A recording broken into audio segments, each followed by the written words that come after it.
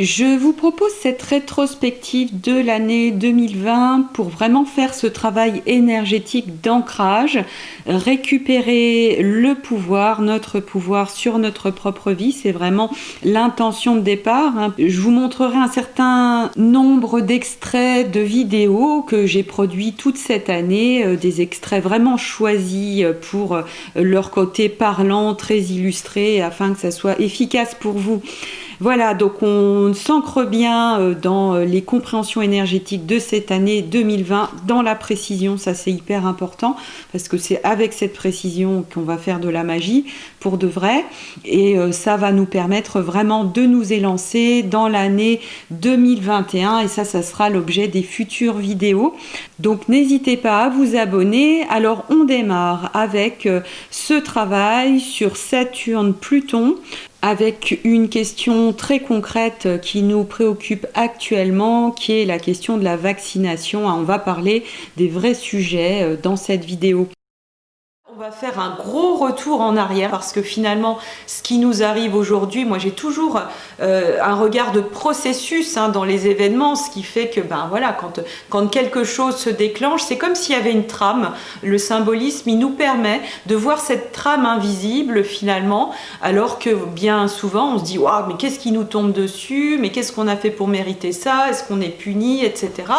Non, à partir du moment où on va prendre en main ce processus et avoir ce regard créatif avec le processus, on va se rendre compte que voilà, c'est d'une logique implacable et c'est absolument incroyable. Alors, petit retour en arrière, je vais vous emmener en 2009, période très très importante par rapport à ce qui nous habite actuellement et ce que l'on vit actuellement.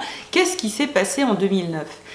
Eh bien, en 2009, il y a eu une épidémie de grippe qui s'appelait la grippe A qui est arrivée, et surtout autour de cette grippe qui s'appelait aussi H1N1, eh bien, il y a eu toute une campagne de vaccination. Et là, on est quand même sur un chemin où nous sommes en train, même si ça ne se voit pas tout de suite, de nous réapproprier notre souveraineté personnelle, individuelle. Et il se trouve qu'à l'époque, j'écrivais beaucoup d'articles autour de la vaccination, et sans parti pris au départ, et je me disais mais bon sang, pourquoi c'est pas possible de débattre de cette question, même pas dire je suis pour ou je suis contre, parce que dire je suis contre, allez, surtout à l'époque, ça faisait partie des choses qui étaient pas mal tabous, mais ne serait-ce que de se questionner, c'était presque déjà tabou. Et ça m'a pour le coup beaucoup questionné. Je me disais, mais bon sang, pourquoi ? Et je raccorde ça évidemment avec le symbolisme astrologique. Et je me dis, ok, là, à qui on porte un blasphème finalement quand on commence à questionner cette question de la vaccination, pourquoi c'est tellement tabou ? Et je me suis dit, ok, là, à l'époque, on était en 2009, on était en plein carré décroissant Saturne-Pluton. Et je me suis dit, mais bon sang, mais c'est bien sûr, c'est questionner la vaccination, c'est dire merde à papa. Et ça, c'est un papa tellement puissant, c'est un papa tellement protecteur pour la psyché, et ça, je vais vous expliquer pourquoi. Que c'est quelque chose de complètement tabou. Parce que qu'est-ce que représente Saturne dans cette question de la vaccination ? Eh bien, c'est Pasteur. Or, Pasteur, c'est un archétype mondial qui prend sa racine en France, mais c'est un archétype mondial, absolument, aujourd'hui, qui représente cette protection infaillible de quelque chose qui vient de l'extérieur et qui effectivement, on dit bien, majeur et vacciné. Et donc voilà, Pasteur représente mondialement un archétype saturnien hyper fort. Alors après, j'ai été regarder dans le thème de Pasteur, évidemment, c'est un saturnien plus que plus, et c'est vraiment intéressant qu'il ait porter cet engramme collectif. Et donc je me suis dit, ok, Saturne, ça parle de Pasteur, ça parle de cet archétype paternel collectif qui quelque part nous met dans une sensation de protection. À partir du moment où il y a cette vaccination, eh bien, on est protégé des maladies. Les maladies, c'est quand même quelque chose qui touche, d'un point de vue archétypal, quelque chose de très profond dans la psyché, parce que la maladie, voilà, ça touche énormément de peur, la peur d'être malade, et puis encore plus la peur de mourir. Hop, voilà Pluton qui pointe son nez. Et oui, l'idée de la vaccination, ça va toucher effectivement cet archétype qui représente à la fois une autorité paternelle et en même temps une protection, comme tout bon Saturne qui se respecte.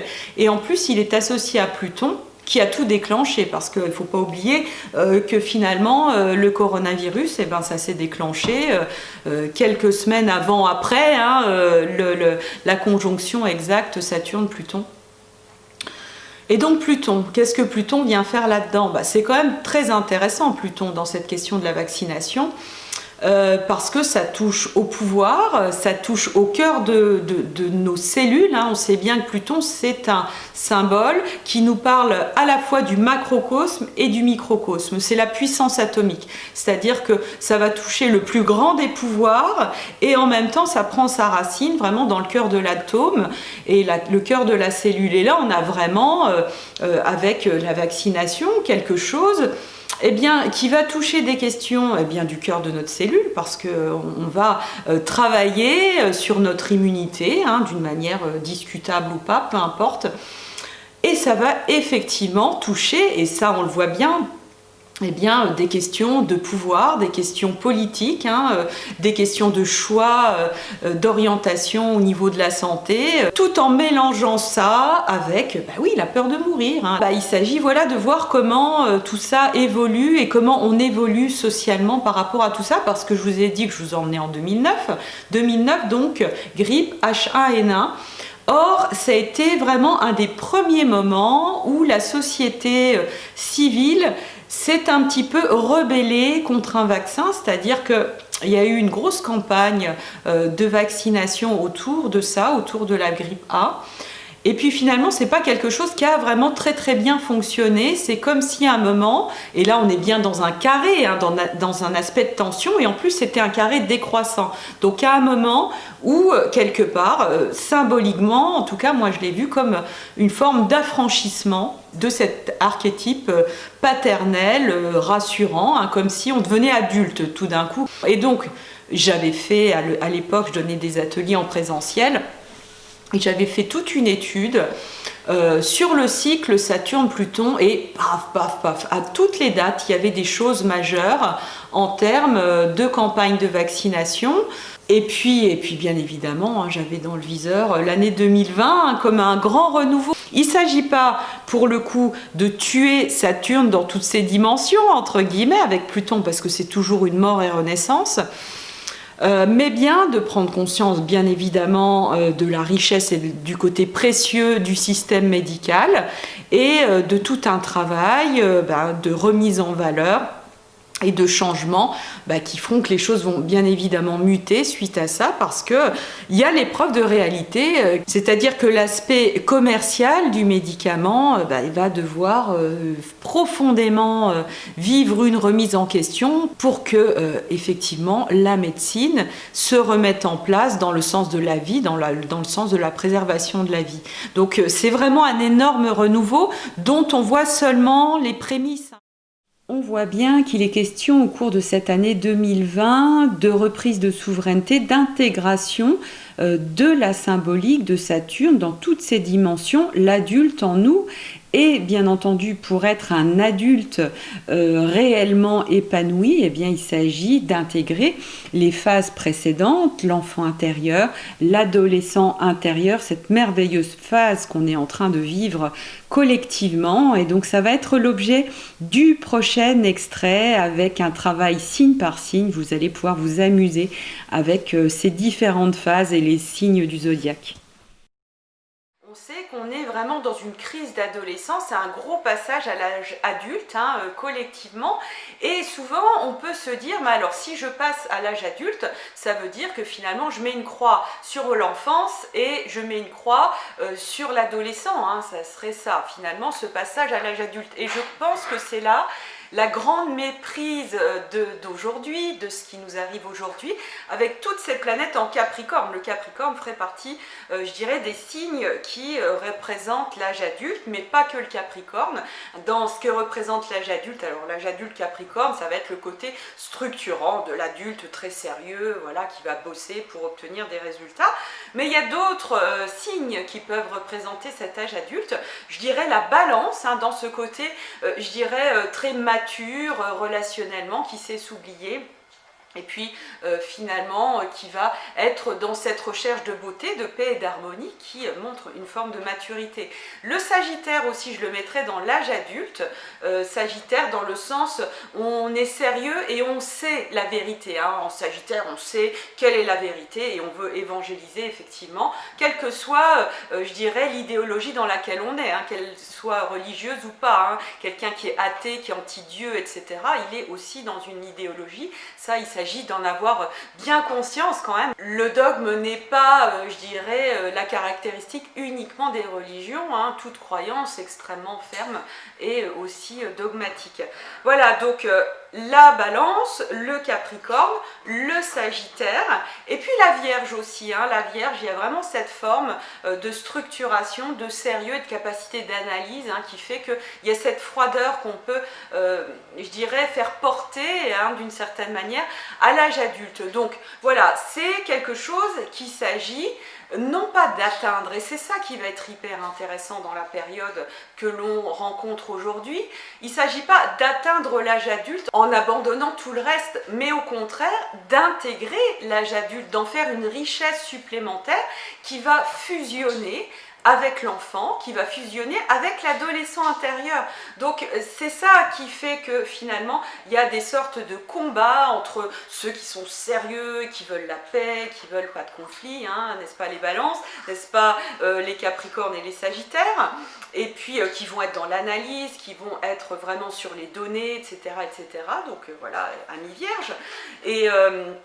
Et il s'agit effectivement d'intégrer tout ça parce qu'on en a besoin, on a besoin à un moment pour vivre dans une terre où on puisse être fréquentable, je dirais, mais on a besoin aussi de ces secousses adolescentes et de les intégrer. Je lisais, hein, sur les réseaux des personnes qui s'interrogeaient sur le fait de ne jamais transgresser. Des personnes qui disent mais c'est bizarre, j'obéis tout le temps, est-ce bien normal tout de même? Et effectivement, c'est des choses sur lesquelles on peut avoir tout lieu de s'interroger, parce que ne pas passer par la crise d'adolescence, eh bien, c'est passer à un âge adulte qui est, je dirais, une mascarade d'âge adulte, hein. C'est quelque part, on mime l'âge adulte, on se suradapte, et c'est là où finalement, je dirais, on va se mettre dans des mécanismes de résistance dans le Capricorne, on va survaloriser l'adaptation, hein, effectivement, dans la Balance, qui fait qu'on ne dira jamais non, on sera toujours d'accord, etc. On s'adaptera, quitte à être comme ça. Et donc voilà, c'est intéressant de voir à quel point, finalement, l'adolescent intérieur, il est une part entière de l'adulte. S'il n'y a pas l'adolescent à l'intérieur, eh bien, on ne peut pas être des adultes qui apprennent à penser par eux-mêmes, à faire leur choix, à s'interroger, à croiser réellement les informations, à dire ah bah oui effectivement j'ai eu tort, là j'étais con, et tout ça finalement fait partie de l'âge adulte.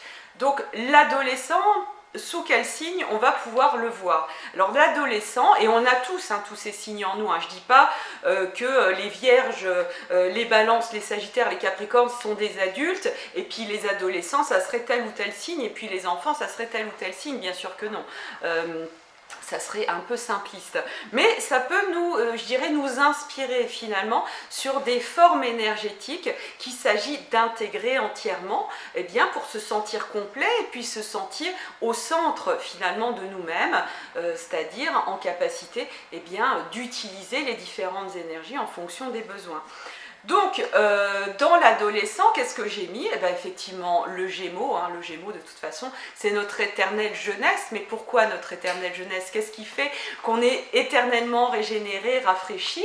Eh bien, c'est cette capacité à se laisser inséminer par de nouvelles idées finalement à se dire, ok, je ne détiens pas la vérité telle que suppose le Sagittaire en face, mais j'ai une vérité aujourd'hui qui peut changer et que je partage et finalement oui tiens c'est pas idiot ce que tu dis, je vais peut-être réintégrer ça et c'est ça qui fait secouer en permanence nos cellules hein, parce que ça se passe pas que dans le cerveau et qui nous maintient eh bien, dans une fraîcheur. L'adulte, il a besoin de la fraîcheur du Gémeaux. Alors dans, je dirais, l'adolescent, je mets évidemment aussi le Scorpion, parce que le Scorpion aussi, il va nous secouer, il va aller piquer, mais alors pile, là où ça blesse, là où ça fait mal, mais c'est juste parce que c'est là où on a encore bien de l'ego négatif qui a fortement besoin d'être secoué pour sortir de bulles, encore une fois, dans lesquelles on finit par s'intoxiquer. Et donc voilà, merci les scorpions de nous stimuler et de nous ramener à la vie. Hein. Il y a énormément de vitalité, encore une fois, dans le scorpion. C'est une vitalité différente de celle du Gémeaux, mais le Gémeaux, ça va être vraiment quelque chose de beaucoup plus léger, hein, c'est un peu comme ça, tandis que la vitalité du Scorpion, elle est beaucoup plus en profondeur et elle va nous permettre d'aller chercher une connexion à notre propre source. Et voilà, merci de cette stimulation. Même si ça ne fait pas toujours plaisir d'un premier point de vue, mais l'adolescent, on sait bien, hein, de tout temps, il y a eu ces conflits de génération. Ça a toujours été compliqué pour l'adulte, hein, le grand sage, d'accueillir finalement les nouvelles énergies hein, de tout temps et aujourd'hui ça ne change pas hein. Donc voilà, merci la jeunesse, j'en profite.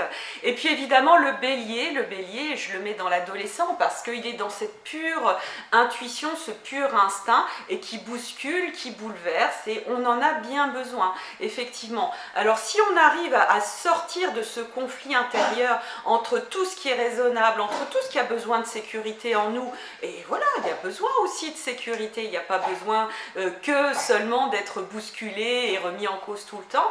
Si ça pouvait s'intégrer avec ces énergies vivifiantes du Gémeaux, du Scorpion, du Bélier, et si on pouvait comprendre effectivement à quel point tout ça peut s'intégrer, eh bien ça va nous permettre d'avancer, hein, ça fait partie du travail d'alchimiste, comme si finalement l'adulte, dans ce que je mets dans la Vierge, la Balance, le Sagittaire et le Capricorne, eh bien ça pouvait être finalement le plomb, et puis on met du feu en dessous, hein, on met du feu avec les signes plus adolescents, tels que je vous les propose, hein, Gémeaux, Scorpion et Bélier, et ça fait bouger tout ça pour faire ressortir l'or.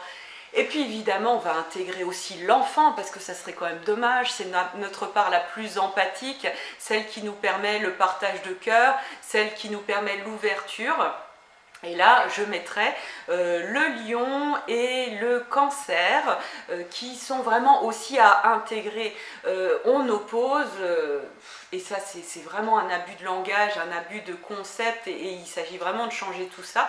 On oppose l'adulte et l'enfant. Or, si on veut être des adultes vraiment fréquentables, on a plutôt intérêt à être extrêmement connecté à l'enfant intérieur et l'adulte en nous, hein, vraiment à aimer cet enfant intérieur, à aimer cette part sensible qui correspond au cancer, à cette part extrêmement riche, cet imaginaire, cette envie de paradis et aussi cette envie de créer qu'on va retrouver chez le lion, hein, tout ça a besoin d'être infiniment intégré. Et donc voilà, c'est pour ça que ça bouge pas mal. Alors évidemment, je n'ai pas oublié le taureau, le verseau et le poisson. Qu'est-ce qu'ils viennent faire dans cette histoire? Et bien finalement, le taureau, hyper important, hein, c'est pour ça que je vous fais ce schéma.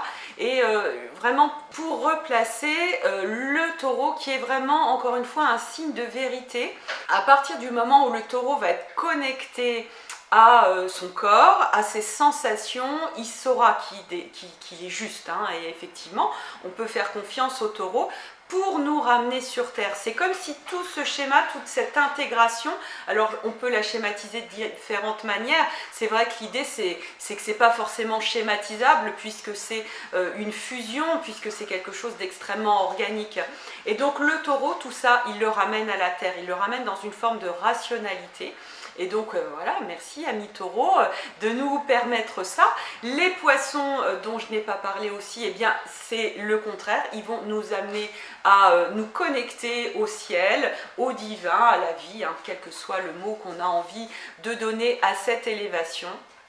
Et puis les Verseaux, hein, ça va être bientôt leur tour au niveau astrologique, hein, l'année 2021 va être très très riche pour les Verseaux. Eh bien les Verseaux sont là pour nous permettre de créer ce pont, d'appeler ce paradis finalement qui est, je dirais, vu par les poissons, hein, je dirais les Verseaux sont des gens visionnaires, ils sont en contact direct avec le signe du poisson.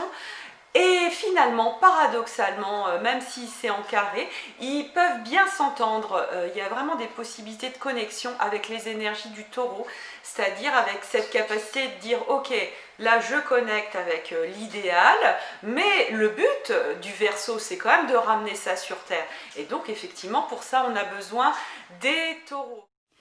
Voilà donc le petit topo autour de cette intégration des signes dans l'adolescent, l'enfant et l'adulte intérieur qui permet à l'adulte voilà, de ne pas être cette mascarade d'adulte hyper sérieux et de sortir aussi d'un mécanisme extrêmement pervers qui est le mécanisme de l'obéissance aveugle qui finalement fait qu'on va se soumettre à une autorité par peur, hein, souvent, il y a toujours une racine de peur, mais en oubliant surtout le discernement, et ça c'est très bien décrit, si vous voulez aller voir ce livre extraordinaire qui s'appelle « C'est pour ton bien, racine de la violence dans l'éducation de l'enfant » de Alice Miller, qui est vraiment un classique et qui vraiment éclaire très très fort la période qui nous occupe aujourd'hui dans une dimension un petit peu différente. Donc, suite à ce passage, ce tableau dressé autour de cette crise d'adolescence collective qui nous amène quelque chose de vivifiant, c'est pas nécessairement quelque chose de violent, hein, au contraire. Mieux c'est assumé, plus c'est installé et aligné, plus ça se fait vraiment dans quelque chose qui peut s'assimiler à de la joie. Et donc, avec ce décor qui est planté, on va pouvoir utiliser de nouvelles énergies, une nouvelle vigueur pour aller travailler l'axe des nœuds lunaires qui est franchement fondamental cette année, nœud sud en Sagittaire, nœud nord en Gémeaux, pour casser les bulles idéologiques, casser ces dogmes qui font justement qu'on n'arrive plus à réfléchir et qui font que chacun est intoxiqué un petit peu dans ces dynamiques de pensée. Et donc là aujourd'hui on est dans un grand renouvellement de la pensée, donc c'est ce qu'on va voir dans la prochaine vidéo qui va vraiment parler de ça et de comment c'est verrouillé et surtout comment on va réussir à déverrouiller tout ça. C'est vrai qu'on voit aujourd'hui vraiment une bataille avec pour centre de la bataille, je dirais, l'idéologie dominante. Et ça, c'est vraiment intéressant parce que l'idéologie dominante, c'est quoi? C'est l'idée qui fait qu'on fait communauté et qu'on se serre les coudes autour d'une idéologie, alors quelle qu'elle soit. Hein. On voit, c'est très passionnel, très fort. Hein. Ça peut être religieux, mais là, ça va bien au-delà de ça. Il y a le pro-masque, le anti-masque, le pro-Trump, l'anti-Trump. Et tout ça est très, très, très passionnel, hein, à l'image des nettoyages qui sont à faire dans le Scorpion. Et donc tout ça, ça nous montre, et je vais vous faire un petit schéma, une idée de voilà, l'idéologie dominante. Alors ça c'est facile, hein. Quand vous avez une question, quelle qu'elle soit, on peut parler de la question effectivement des masques ou autres, hein. Il y a plein de questions en ce moment, hein, pour lesquelles il y a des prises de position très fortes, et moi je suis la première aussi à prendre position sur mes réseaux personnels. Et pour lesquels on va être très jupitérien, très passionnel, très, je dirais, sûr de détenir la vérité. Hein. J'avais fait un petit clin d'œil à la dernière vidéo que j'avais appelée « La vérité » justement pour me moquer un petit peu de ce côté sombre du Sagittaire qui croit détenir effectivement et qui veut évangéliser tout le monde. Et donc, ce qui est intéressant quand on a une question, quelle qu'elle soit, alors ça peut être la vaccination aussi, ça fait partie des questions un peu hérétiques, hein. Même le fait de poser une question, c'est hérétique par rapport à ça. Et donc, voilà, quelle est l'idéologie dominante? Donc, qu'est-ce qui est le plus communément accepté? Et ça on peut le voir effectivement, hein, on dit les médias, mais effectivement les médias pour une grande part sont porteurs de l'idéologie dominante. Si vous voulez en savoir plus là-dessus, vous pouvez lire Bourdieu, hein, évidemment, qui est un grand sociologue, qui a fait une grande analyse critique des médias et puis de toute cette domination pour lesquelles c'est intéressant de prendre un certain recul. Et donc, ce qui est très intéressant, c'est que quand on commence à discerner, ok, ça c'est l'idéologie dominante, ok, pas de problème, hein, on a le droit d'avoir des idées qui sont communément acceptées, et puis ça peut être très sain, hein, pas de souci. Mais là où, quelque part, c'est très intéressant ce qui se passe aujourd'hui, c'est qu'on se rend bien compte que cette idéologie dominante, quelque part, elle ne peut même pas être questionnée. C'est-à-dire que et ça c'est intéressant parce que ça fait remonter ce qu'on a à tous travaillé, hein, c'est des peurs archaïques très profondes, dont la grande peur archaïque d'être mis au banc, d'être banni d'une communauté quand on était, je dirais, des hommes préhistoriques et même bien après, et même encore aujourd'hui, être banni égale danger de mort. Hein. Donc c'est pas très étonnant que dans nos cellules, ça vibre très très fort. Ce qui fait que quand l'idéologie dominante, on ressent que symboliquement, elle est très verrouillée, eh bien, ne serait-ce que poser une question toute fraîche, comme le Gémeaux sait faire, c'est-à-dire voilà, avec humour, avec voilà, un regard neuf, je dirais, sur les choses, eh bien on peut ressentir que quelque part ça va mettre en colère, je dirais, ces gros verrous qui tiennent, je dirais, la communauté. Et ça, c'est vraiment ce qui a nettoyé actuellement dans le Sagittaire. Jupiter actuellement est conjoint à Pluton, donc on voit qu'à la fois, encore une fois, cette idéologie dominante, elle est surpuissante, donc ça fait très très peur de questionner ça, et en même temps, Pluton, il n'est pas là pour renforcer uniquement, hein, il est là surtout pour régénérer, pour détruire tout ce qui ne doit pas être par rapport à la symbolique de Jupiter. Jupiter, je vous le rappelle, dans certains aspects, c'est vraiment ce côté, voilà, j'ai ce sentiment d'appartenance et on définit tous ensemble, hein, qu'on est des gens bien. Hein, voilà, les gens bien, c'est ça. Et puis, oh, celui-là qui est pas comme nous, il est pas bien, etc., etc. Et parfois, celui qui est pas bien et qui est pas comme nous, c'est juste qui pose des questions. Hein, juste, il fait le Gémeaux. Il est juste, voilà, il fait un peu son punk. Hein, moi, j'aime beaucoup l'idée. Et il pose tout simplement, naïvement, des questions. C'est très très frais le Gémeaux. Moi, j'aime beaucoup.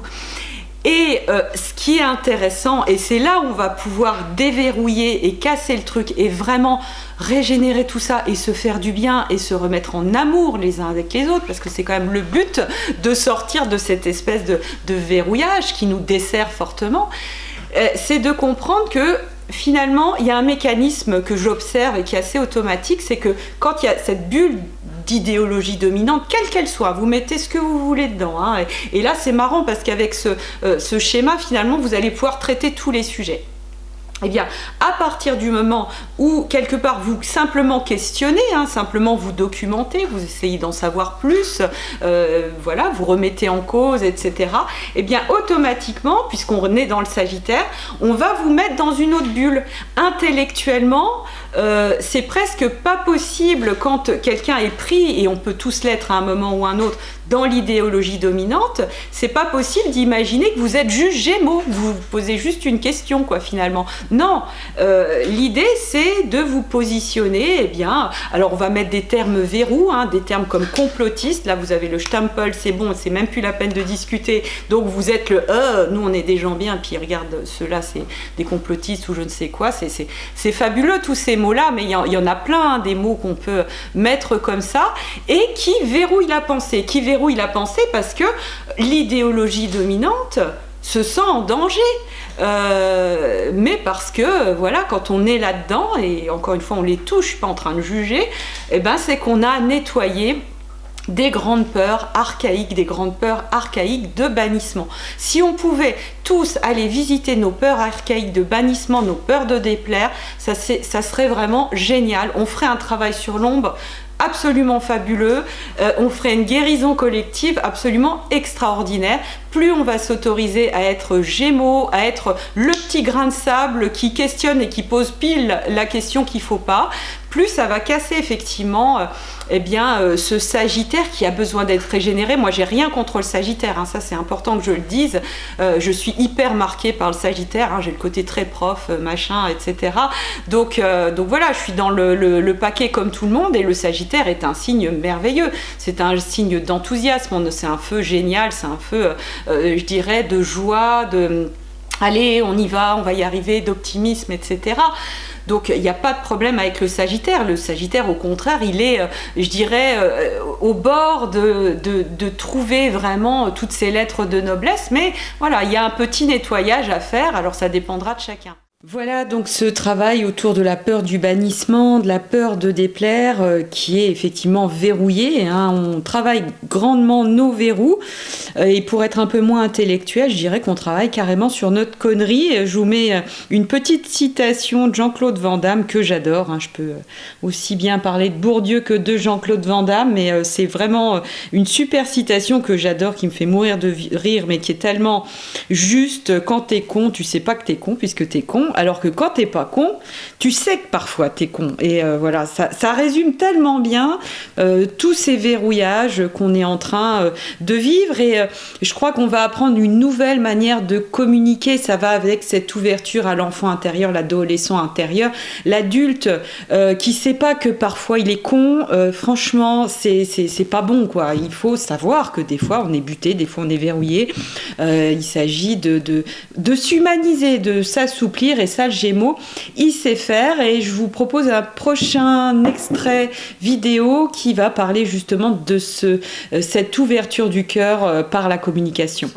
C'est vraiment maintenant, je crois que s'il s'agit de s'exprimer avec le cœur, encore une fois, c'est pas s'exprimer pour détruire, c'est pas s'exprimer pour vendre son truc, je crois que c'est juste dire, bah voilà, moi je pense ça, et hop, je m'ouvre à l'autre, parce que l'autre aussi a des choses à dire, et là on va se polliniser pour permettre à la clarté de s'installer en vierge. Et voilà, encore une fois, je reprends le titre de ma vidéo. C'est parfait d'être paumé par moment, hein. On croit que c'est négatif, il y a plein de croyances qu'on pose comme ça dans le monde, mais voilà, c'est comme un enfant qui s'ennuie, c'est nécessaire de s'ennuyer pour un moment se retrouver, hein. Tous ces moments de flou, ils font partie de la vie et ils permettent effectivement d'élargir ses champs, de changer de paradigme, voilà, d'envisager les choses complètement autrement, avec la souplesse intellectuelle d'un enfant. C'est ça qui est merveilleux dans le cerveau d'un enfant, c'est qu'il a le champ des potentiels complètement ouvert, et puis voilà, avec la maturité, eh bien, on resserre un certain nombre de choses pour pouvoir fonctionner, et c'est tout à fait, c'est tout à fait ok, parce qu'il ne s'agit pas d'être tout le temps comme ça, mais parfois c'est important de comme ça, de plus savoir et de se dire voilà, oh oui, mais ça aussi, et pour ensuite voilà, reconstruire quelque chose qui sera plus adapté voilà, que le truc d'avant, quoi.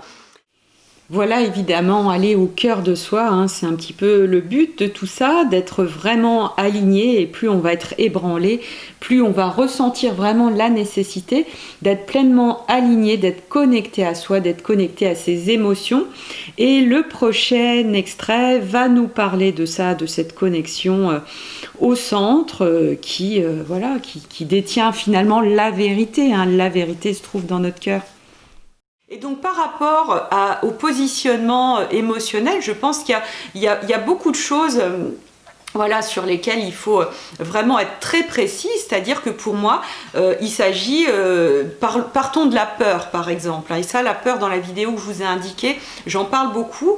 Partons de la peur, il ne s'agit pas du tout de se couper de la peur. Aujourd'hui on dit oui mais il ne faut pas avoir peur parce que sinon, non, la peur fait partie du flux de vie et à partir du moment où on s'interdit d'avoir peur, c'est là qu'on va se voiler la face et qu'on va refuser de voir une certaine réalité, et sauf qu'à partir du moment où on a accepté d'être connecté avec toutes nos émotions de dégoût, imaginez si on est coupé du dégoût, mais du coup on peut se laisser faire n'importe quoi, on peut se laisser envahir et se laisser complètement manipuler par une personne qui nous dirait ah bah tiens ça je te dis que c'est vachement bien pour toi, et ah bah ouais ok, si vous n'êtes pas connecté au dégoût, si vous n'êtes pas connecté à la peur, finalement n'importe qui peut vous manipuler et vous emmener dans une direction qui n'est pas bonne du tout pour vous.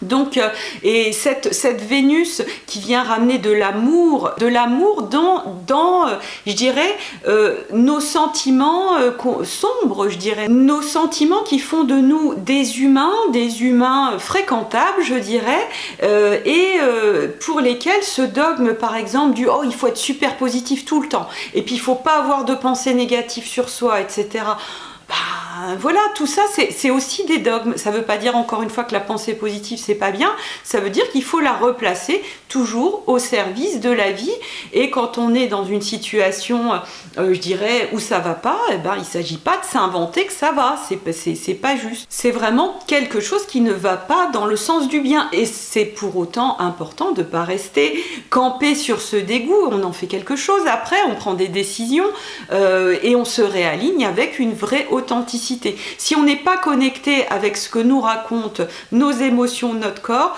on ne peut pas être dans cette authenticité, et on va effectivement correspondre à un modèle social qui est actuellement en train d'être complètement mis dans tout ce qu'il a de plus abouti, je dirais, dans l'absurde, hein, avec ce Jupiter conjoint Pluton. Si vous n'êtes plus connecté à votre lune, à vos émotions, à vos signes d'eau, le signe du Cancer, le signe du Scorpion en particulier, le signe du Poisson c'est encore autre chose, mais si on a perdu cette connexion, effectivement, on se déshumanise, on devient effectivement des robots dictés par des lois extérieures. Et là, on est vraiment dans une période extraordinaire parce qu'on a une chance unique de nous réaligner avec notre légitimité. C'est super que des personnes viennent nous dire « Ah ben tiens, toi je te classe dans essentiel, toi je te classe dans non essentiel ». C'est là où ça doit faire vibrer des choses en nous, et des choses où, ok, il y a quelque chose où tout le monde nous dit que c'est comme ça, la loi nous dit que c'est comme ça, mais moi, à l'intérieur de moi, je sens que c'est pas juste. Et d'écouter ces voix-là, d'écouter ces voix intérieures qui nous permettent effectivement de nous reconnecter à notre essentialité, à notre essence tout simplement, hein, parce que c'est personne qui vous dit ce que vous êtes, quelle est votre valeur, hein, c'est-à-dire que on va vibrer très fort, on va remettre en amour ce monde des profondeurs, et donc on remet en amour finalement, hein, il y a un miroir entre les grands éveils corporels qui sont en train de se faire avec Uranus Taureau, une connexion au corps comme elle a jamais eu lieu pour finalement recréer une nouvelle humanité, mais qui n'est pas décrétée de l'extérieur, vraiment qui est décrétée de l'intérieur. C'est je choisis ce qui est pour moi la vie finalement, je choisis ce qui est pour moi la liberté, et pour ça vraiment c'est dans une connexion à soi et dans une communication à l'autre. Le signe du Cancer, il est hyper important. C'est pas pour rien que le Cancer se trouve pile en face du Capricorne. Le Capricorne, c'est là où on va construire des lois, c'est là où on va construire des règles. Je vais avoir du mal, hein. C'est très très spontané, on va dire, hein. C'est là où on va construire ce qui va structurer une société. Et ce qui est très sain, c'est que ce qui va structurer les choses, c'est notre intime. C'est ce qui est au plus profond de nous, c'est ce qui est vraiment le plus sensible, le plus empathique. C'est pour ça qu'il y a des lois pour protéger effectivement l'innocence. C'est pas la peine de faire tout un tas de thèses et tout un tas de livres pour expliquer que violer, maltraiter un enfant, c'est mal. C'est juste tellement évident à l'intérieur de soi. Alors pour peu qu'on n'ait pas un enfant intérieur complètement blessé depuis des générations, pour peu qu'on ait un enfant intérieur qui soit vivant et vibrant et connecté avec toutes les parts de soi, c'est évident, voilà, il n'y a pas besoin de l'expliquer, c'est pas négociable, ça fait partie des choses qui sont pas négociables et sur lesquelles on va pouvoir construire une loi, une société. Cet intime, on le communique, on dit bah voilà, je suis ça, moi je fais ça, je me sens complètement légitime dans le fait de faire ça. Et si c'est pas légal, Capricorne, la légalité, eh bien c'est plus haut parce que c'est légitime. Et la légitimité, elle est vraiment connectée à ce cœur de l'être. Si on est vraiment connecté à soi et ce qui est juste pour soi et pour le monde et qu'on s'aime énormément, on va se sentir légitime et on est inébranlable. C'est absolument fabuleux la force que l'on peut avoir dans cette connexion à l'intime, dans cette connexion à l'amour de soi. Plus personne ne peut prendre le pouvoir sur nous. C'est des illusions, tous ces pouvoirs extérieurs qui semblent prendre le pouvoir. Le pouvoir qui est pris sur nous, finalement, n'est que celui pour lequel on consent et que l'on veut bien donner, finalement. Et oui, plus nous serons au cœur de nous-mêmes, plus nous irons puiser cette force, vraiment ce feu qui se trouve à l'intérieur, ce feu créateur. Et qu'est-ce qui peut le mieux symboliser notre feu que la planète Mars, finalement, et qu'on aurait bien tort de cantonner à de la violence. On porte beaucoup de négatifs sur la planète Mars. Or, c'est vraiment notre première pulsion de vie. Donc, tout ça est activé. Notre kérosène intérieur est en train de se réactiver là où nous étions peut-être semi-vivants, disons. Et donc, je vous propose 2 extraits vidéo qui vont parler de ce Mars qui est le starter un petit peu de tout ce qui se passe et qui est en bélier toute la deuxième partie de l'année 2020 en carré avec les mastodontes du Capricorne, donc Mars, c'est un petit peu l'année Mars 2020.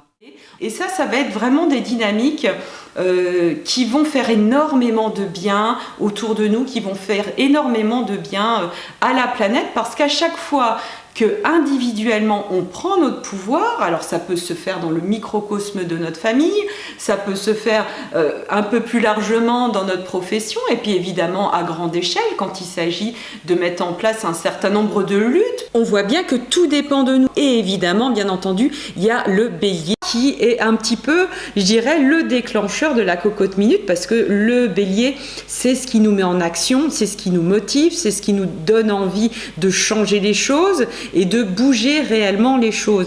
Or, le bélier, il va accueillir sa propre planète, Mars, pendant quasiment 6 mois de l'année. Toute la deuxième partie de l'année, Mars sera en bélier, ce qui veut dire qu'on va vraiment devoir énormément épurer cette énergie d'action. Ça risque de nous mettre pas mal en tension finalement parce que Mars va se retrouver en carré avec Saturne une bonne partie de l'année, en carré avec Pluton également, donc il va y avoir des épurations, des grosses transformations dans notre manière d'agir et on va devoir aussi se réapproprier notre manière d'agir parce que parfois on n'agit pas puis on va laisser les autres agir ou alors on va agir dans des domaines où finalement ça serait pas forcément nous qui serions le meilleur acteur. Mars est vraiment une planète très très intéressante mais en même temps très difficile à utiliser en conscience. Alors parce que un Mars qu'on n'utilise pas en conscience, on lâche les chevaux, on est très agressif, on agresse tout le monde, on tue, on tape tout le monde, voilà, pas de problème, le Mars débridé. Là, on a vraiment un autre enjeu avec ce Mars qui va travailler très fortement avec des rétrogradations dans le bélier et des carrés toute la fin d'année avec Saturne, Jupiter, Pluton. ça va travailler forcément notre énergie, mais une fois qu'on aura compris comment on intègre Mars, c'est que du bonheur, que du plaisir, c'est voilà cette énergie vitale qui peut s'exprimer dans toute sa grâce, dans toute sa beauté, dans son efficacité. Mars, c'est vraiment la confiance en soi, c'est ce dont on parle partout, et prendre confiance en soi, c'est vital finalement, parce que si on ne prend pas en charge notre Mars, Mars, il est là, la cocotte minute, l'énergie globale martienne, du guerrier planétaire, je dirais, elle a besoin de s'exprimer quelque part. Et du coup, elle va s'exprimer par des individus, par des points chauds planétaires qui vont devenir du coup très très violents. Alors que si chacun, on réharmonise notre propre Mars, ça change tout sur la dynamique globale. Tout est un jeu de vase communicant. Si je pose cet acte de guerrier positif, c'est-à-dire un acte qui est porteur, qui vibre quelque chose dans une dynamique de bien général, évidemment, ça libère de l'énergie pour toute la planète. Et on soulage énergétiquement énormément de choses. C'est pas seulement ésotérique, c'est logique. Si les choses seraient qu'on prend confiance en soi, il n'y a rien qui couve et on sait très bien qu'on a un énorme impact. On a l'impression parfois qu'on est insignifiant, mais un acte posé qui est juste, qui est dirigé, qui est puissant parce qu'on y croit, un acte puissant, c'est un acte auquel on croit et qui est correctement dirigé, qui aura été bien travaillé par Saturne, parce que Saturne est le meilleur allié de Mars. C'est lui qui va nous permettre d'utiliser cette énergie comme si on était des maîtres en arts martiaux et non pas n'importe comment. Saturne va nous permettre de temporiser, et si on arrive à trouver juste le bon levier, comme le point de patinage quand on démarre une voiture, ça va pouvoir se déployer correctement. Parce que évidemment, ces énergies planétaires ont un potentiel d'ultra-violence, évidemment, mais on va pas laisser faire ça, on va relever ce défi, on va prendre en charge notre Mars, on va apprendre à se connaître et à utiliser cette confiance en soi avec la foi. On est encore une fois à l'école, on apprend ce Mars. Voilà une vidéo pour illustrer de ce sportif de haut niveau qui nous fait un truc absolument hallucinant. Et là, on voit que tout y est. Bien sûr que c'est tendu. On est dans les mêmes tensions que ce que le ciel décrit actuellement. Sauf que cette personne, elle a absolument assimilé dans ses cellules la puissance de Mars, dans cet élan qui se concrétise, on y va vraiment pour de vrai, on est dans cette prise de risque totalement hallucinante, mais en même temps totalement maîtrisée, parce que actuellement on est dans un grand questionnement du risque, même si ça émerge pas de trop, il s'agit vraiment de le poser, quel est notre rapport au risque actuellement, et donc quel est notre rapport quelque part à l'énergie de vie, parce que chaque instant de vie, chaque décision, chaque pas en avant est toujours une prise de risque finalement, et là c'est poussé effectivement pour l'illustration à son sommet, avec un Saturne qui est très très fort aussi dans cette vidéo puisqu'il y a une totale maîtrise. Voilà, et avec cette puissance martienne, il est vraiment important de rétablir l'équilibre et de saisir comment le signe opposé au bélier, qui est la balance, va pouvoir vraiment rétablir l'équilibre et comment il se laisse inséminer justement par l'énergie de Mars. On est en train de réaliser un grand Tao. Donc les prochaines vidéos vont parler de cette mutation qui se passe en balance. L'axe bélier-balance, c'est une question d'équilibre, et là on va découvrir que l'équilibre, c'est pas forcément ce qu'on croit, et que cette balance qui est vraiment le signe de l'harmonie, du zazen, on imagine et on décrit la balance, on en fait parfois une caricature avec cette harmonie, avec ses fleurs partout, et tout est beau, ce qui est pas faux bien entendu, mais il faut pas oublier que le bélier, la balance, la balance n'est rien sans son bélier finalement, Ce qui crée l'équilibre, c'est la rupture d'équilibre. La balance, c'est lié aux hanches, dans le symbolisme du corps. Et les hanches, c'est pas quelque chose de statique, c'est vraiment quelque chose qui est dans une dynamique d'équilibre et de perte d'équilibre permanent, et c'est ça qui maintient l'équilibre, et c'est ça finalement ce qu'il faut comprendre dans ce ciel, c'est que là on a vraiment du Mars punchy, même s'il est rétrograde, il reste très présent parce que c'est un feu presque irrépressible qui est en train de s'exprimer et qui permet finalement cette avancée, parce qu'une balance qui qui est statique avec ses deux hanches comme ça, au bout d'un moment, si elle n'a pas son bélier, elle n'avance pas. Effectivement, la vie, elle a besoin du bélier. C'est ce que je donne souvent comme illustration, vous voyez l'illustration de ce livre que j'ai écrit, où vous avez ce Tao entre le bélier et la balance, et où effectivement le bélier il crée des ruptures, vous voyez ce point qui vient être intrusif, il y a effectivement de la pénétration dans le bélier, quelle que soit la manière dont on le voit, c'est une stimulation, et on ne demande pas au bélier justement de demander des autorisations. Le bélier il demande pas les autorisations, il vient, il fonce. On est en train de faire un saut quantique, c'est-à-dire que la balance, très clairement, c'est un signe qui nous emmène au paradis. Il y a plusieurs signes comme ça. Le poisson dans un certain style, le Verseau dans un autre style. La balance, elle nous amène dans un paradis relationnel.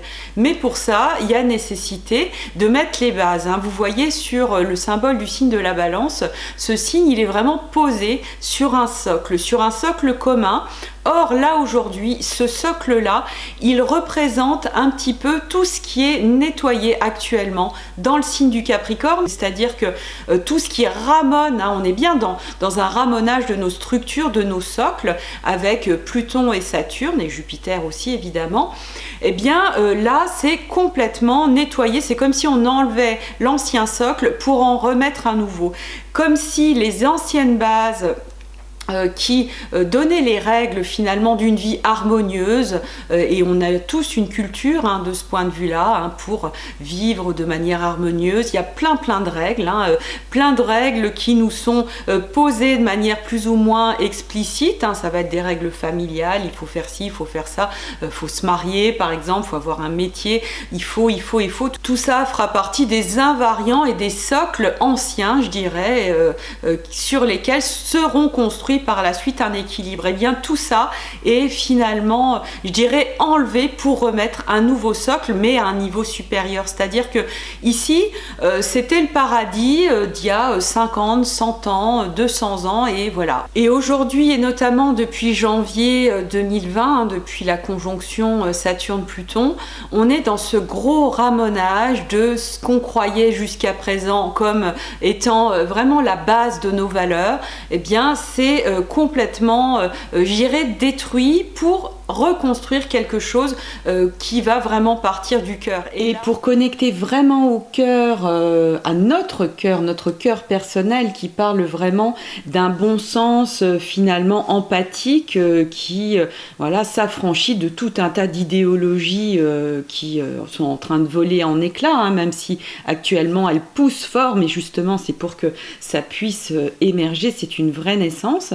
Et bien pour décrypter tout ça, je vous passerai un dernier extrait qui parle d'une véritable libération et d'une ouverture sur notre futur, un futur beaucoup plus glorieux que ce qu'on a actuellement au-dessus de la tête. Tout ça a un sens finalement, c'est pas quelque chose où finalement on est plongé dans une attente de quand est-ce que, comme quand on est des gosses et qu'on fait un voyage et qu'on demande à ses parents quand est-ce qu'on est arrivé, alors là c'est quand est-ce que c'est fini le confinement, quand est-ce que c'est fini.